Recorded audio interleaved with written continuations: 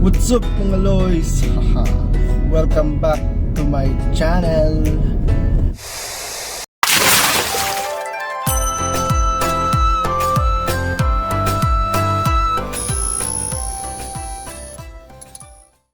I just realized na most of my viewers are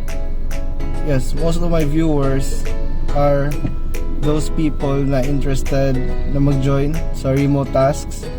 And they have a lot of questions. So, starting today, I'll be creating a small segment called REMOTASKS Q&A. Okay ba? So, ang purpose ng segment na ito is to answer the very common questions about REMOTASKS. And I will be getting these questions sa mga comments sa mga videos ko, and then I'll try my best to give you an honest answer before kayo mag-decide to join sa REMOTASKS. Okay ba? Just a disclaimer na yung mga answers ko is solely based on my experience working sa platform. So different persons have different experiences, so yung sa akin lang is my own opinion. So take it as a grain of salt, and hindi ito yung perfect answer sa lahat ng questions niyo, but I'll try my best to help you. And if you're still new to the channel, please don't forget to click subscribe and hit the notification bell so you won't miss any of my future videos. So the first question that I will be answering today, or the most common question that I've been getting, and that is, or if I'll buy a computer, will the investment be worth it? Or if I resign from my current job, will it be enough? Will working at REMOTASKS be enough to sustain my daily needs? So, two different questions, but in a way, they're related. So, the answer to that question is actually, it depends sa inyo as taskers. Kasi, working at REMOTASKS in the first place is freelancer ka lang, hindi ka full-time employee ng REMOTASKS. So, with that, walang benefits like health insurance, mga paid time off or leaves, and yung pay mo is solely based on your perseverance or kung gaano ka hardworking na mag-task. And if you've watched my previous videos, yung pay ng REMOTASKS depends on the task type, kung gaano ka difficult yung task, gaano ka accurate na mag-task. And then difficult tasks have different pay rates. So kung mas mahirap yung task and mas mataas yung accuracy nyo, basically mas mataas din yung bayad. Makes sense, di ba? So to answer the question na if mag-invest ako na PC, will the investment pay off? Ang advice ko lang sa inyo, if you are still starting sa REMOTASKS, as much as possible, don't shell out a big amount of money muna. You can try working in computer shops, or if you know someone na may computer, then you can try working there.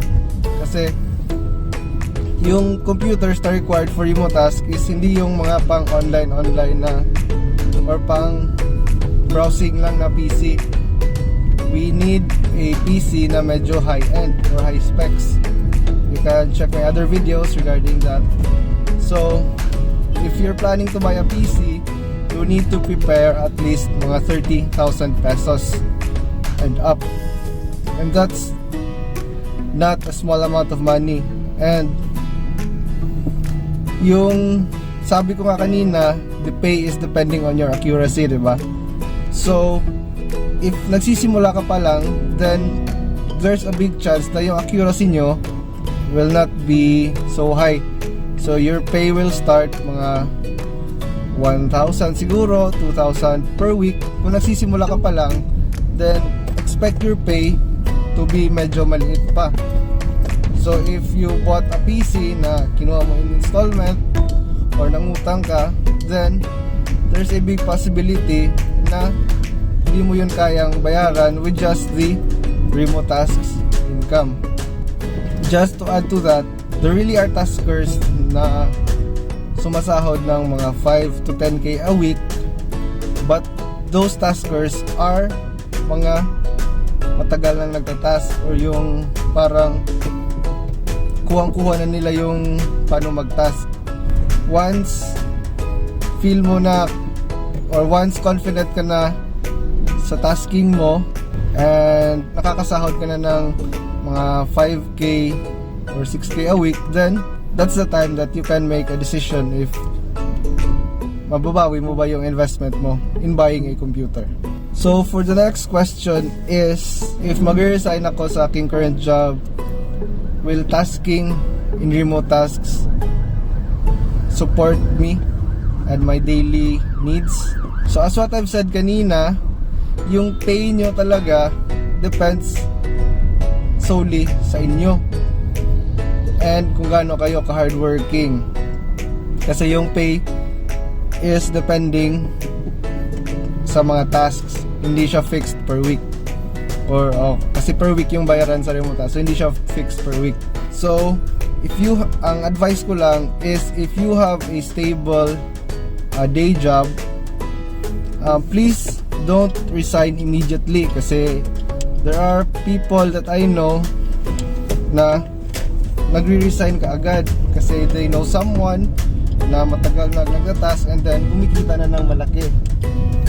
Please don't do that, kasi yun nga yung sabi ko kanina, hindi fixed yung pay ng REMOTASKS and yung pay is depending talaga sa inyo personally. Hindi yun based kung may kakilala ka na malaki na ang income or may kakilala ka na matagal na nagtatask. So since REMOTASKS is a freelancing job, then you can just work on it or try working on it on a part-time basis muna. Same sa advice ko kanina, you can try it out, and if you think pay ng REMOTASKS na nakukuha mo per week is enough for you, then go for it. Just take into consideration again na yung working in REMOTASKS is not a full-time job. Freelancer ka lang dito. So no benefits, no HMOs, no paid leaves, no nothing. So if ever gusto mong mag-apply ng mga HMOs and stuff, then you can pay it on your own. So as a final note, before making a decision, please try it out first, kasi we don't want people complaining na nag-resign ako or bumili ako ng computer na mahal pero in the end hindi ko nabawi or nalubog na ako sa utang kasi ganyan, diba? So we don't want to make false promises or mga false hopes. We just want to be honest to you guys. So I hope this video was able to help you in making a decision, making your first step in joining REMOTASKS. Once again, this is Lloyd, and please don't forget to subscribe, guys, para kayo makulain na videos like this one. And actually, I'm going to Ayala right now to buy something I really like. I think I'll post it, or I'll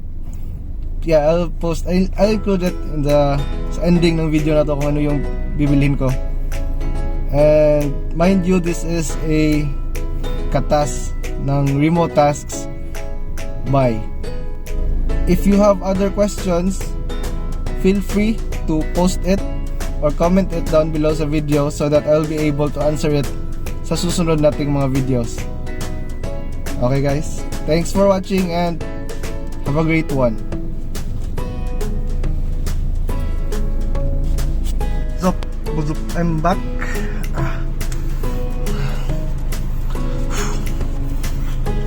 So, I already bought the thing I told you about kanina. And it's raining. It started raining. And actually it's nice kasi medyo malamig na yung panahon. So I just want to share with you yung nabili ko from Nike Ayala. I've been eyeing this for a couple of months now. Tadang! It's the Vapor Max Flyknit 3 size 10 US. So actually I'm a size 9 pero wala nang size 9 sa kanila, and I tried the size 10. Okay naman. So ito na siya.